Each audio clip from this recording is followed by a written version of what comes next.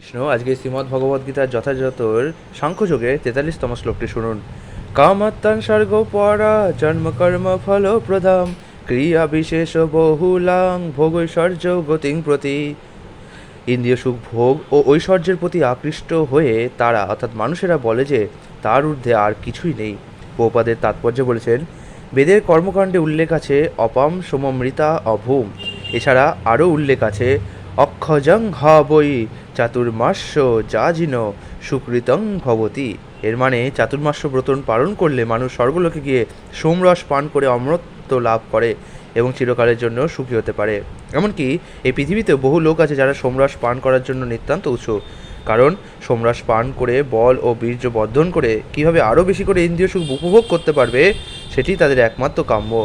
এই জড়জগতের বন্ধন থেকে মুক্ত হয়ে এরা ভগবানের কাছে ফিরে যেতে চায় না। এদের সীমিত বুদ্ধিতে এরা উপলব্ধি করতে পারে না যে ভগবত ধামে ফিরে যাওয়ার যে আনন্দ তার তুলনায় স্বর্গসুখ নিতান্তই তুচ্ছ।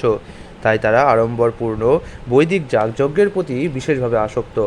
এই ধরনের লোকেরা অত্যন্ত ইন্দ্রিয় পরায়ণ। তাই তারা ইন্দ্রিয় সুখের চরম স্তর স্বর্গলোকের অতীত যে আর কিছু থাকতে পারে তা বুঝতে পারে না। মনে করে যে তারা স্বর্গের নন্দনকাননে সোমরস পান করে অপরূপ রূপসী অপ্সরাদের সঙ্গ করে ইন্দ্রিয় সুখ উপভোগই হচ্ছে চরম প্রাপ্তি। এই প্রকার দৈহিক সুখ নিঃসন্দেহে ইন্দ্রিয়জাত। তাই যারা এই প্রকার জাগতিক অস্থায়ী সুখের প্রতি আসক্ত তারা নিজেদেরকে পার্থিব জগতের প্রভু বলে মনে করে। হরে কৃষ্ণ।